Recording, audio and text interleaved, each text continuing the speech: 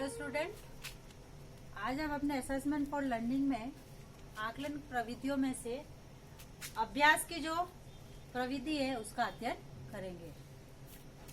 अभ्यास यानी पहले उसका अर्थ समझ लेते हैं। अभ्यास का सामान्य अर्थों में सामान्य अर्थ है एक ही कार्य निरंतर करते रहना, यानी जब तक कि उस कार्य को करने में निपुणता न आ जाए।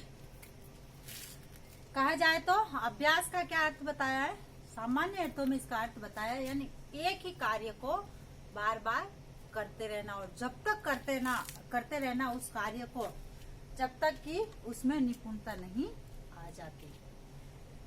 जैसे यदि छात्रों की उपलब्धियों का अध्ययन करें तो हम देखते हैं कि ज्ञान के होते हुए भी अभ्यास की कमी के कारण छात्र अनेक प्रकार की त्रुटियां करते हैं और विषय को स्पष्ट एवं सही नहीं बता सकते हैं। इसलिए विषय को स्पष्ट और सही बताने के लिए हमें अभ्यास की जरूरत होती है, इसलिए हम उस कार्य को बार बार करते हैं। जैसे घर में अगर हम रोटी बनाना सीखेंगे तो सर्वप्रथम रोटी अपनी टेढ़ी मेढ़ी बनेगी। उसके बाद जैसे जैसे दिन प्रतिदिन उस चीज का हम अभ्यास करेंगे तो एक टाइम ऐसा आएगा कि उसमें हम पूर्ण रूप से निपुण हो जाएंगे तथा वह अपनी जो टेढ़ी मेढ़ी फर्स्ट बार में जो टेढ़ी मेढ़ी रोटी बनी थी, अपने अभ्यास के जरिए एकदम गोल रोटी बन जाती है। इसीलिए कहते हैं कि बार बार अगर किसी चीज को, किसी कार्य को करेंगे या करते रहेंगे तो उस कार्य में हम और अधिक परफेक्ट बनते जाएंगे। किसके जरिए? अभ्यास के जरिए। अब है अभ्यास के उद्देश्य, यानी अभ्यास कार्य के क्या उद्देश्य है। सबसे पहले शिक्षण के उद्देश्यों की प्राप्ति हेतु, यानी अभ्यास कार्य द्वारा हम शिक्षण के जो उद्देश्य है उनको प्राप्त कर सकते हैं। इसके द्वारा छात्रों में उन विशेष कुशलताओं तथा योग्यताओं का विकास होता है जिनकी सहायता से शिक्षण के उद्देश्यों की पूर्ति होती है।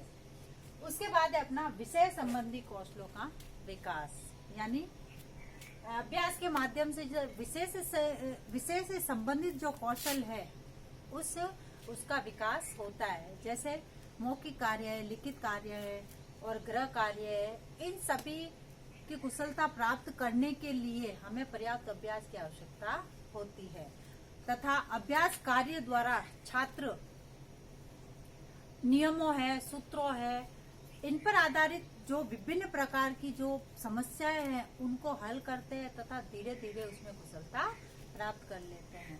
इसी तरीके से कहा है कि भाई जैसे जिस चीज का हम अभ्यास नहीं करेंगे वह चीज उस चीज में हम परफेक्ट नहीं हो सकते हैं। इसीलिए कक्षा में दिया गया ज्ञान, जैसे नियम है, किसी सूत्र है, अगर कक्षा में बताया जाए और उसका हम घर जाके अभ्यास नहीं करेंगे तो वो चीज हमें याद नहीं होगी। किंतु अगर उसी चीज का हम घर जाके अभ्यास करेंगे तो वह उसमें हमें परफेक्टनेस प्राप्त होगी। फिर आत्मविश्वास का विकास, यानी इसके जरिए जो है वो विद्यार्थियों में आत्मविश्वास का विकास होता है, क्योंकि अभ्यास कार्य करते समय छात्र स्वयं पूर्ण रूप से सक्रिय रहते हैं।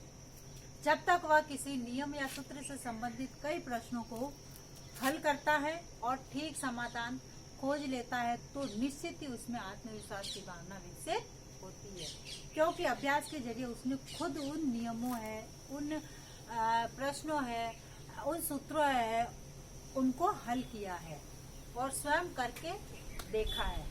इसलिए कहा है कि अभ्यास का जो नियम होता है वो स्वयं करके सीखने के सिद्धांत को जोर देता है।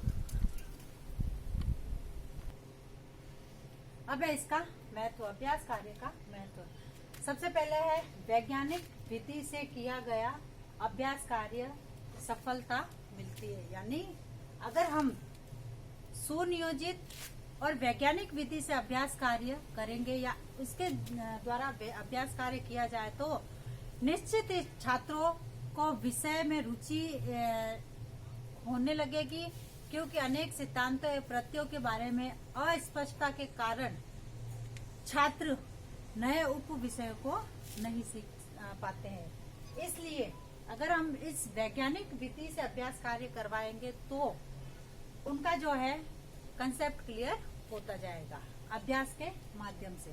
फिर दूसरा है रटने के स्थान पर अभ्यास के जरिए सरलता से समझा जा सकता है। यानी किसी भी अगर हम नियमों है, सूत्रों है, परिभाषा है, अगर इन सब को रटने के स्थान पर यदि हम अभ्यास कार्य करें तो हम सरलता से समझ सकते हैं। इसके बाद है विषय संबंधित कौशल का विकास। यानी जो अभ्यास कार्य द्वारा हम छात्रों में जो विषय संबंधी जो कौशल है उसका विकास कर सकते हैं।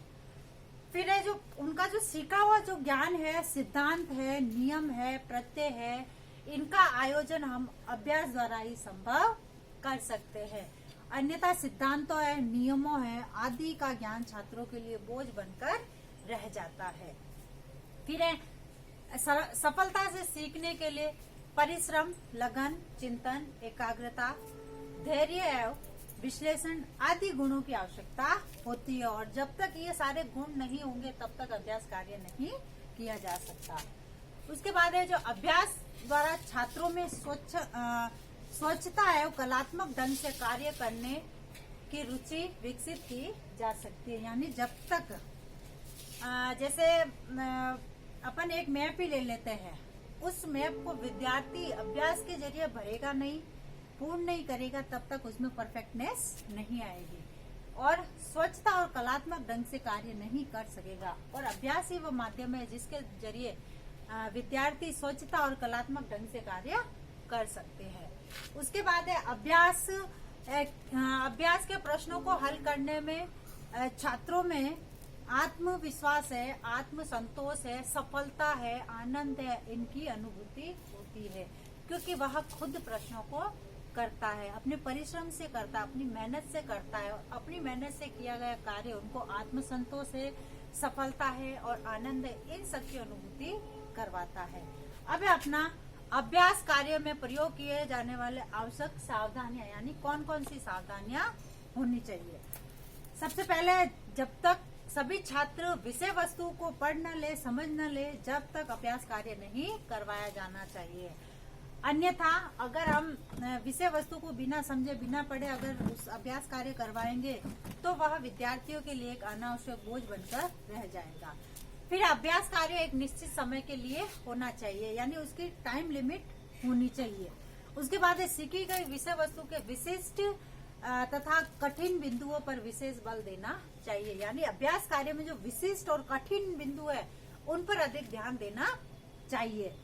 फिर अभ्यास कार्य विषय के व्यवहारिक उपयोग से संबंधित होना चाहिए, यानी व्यवहारिक पक्ष से संबंधित होना चाहिए।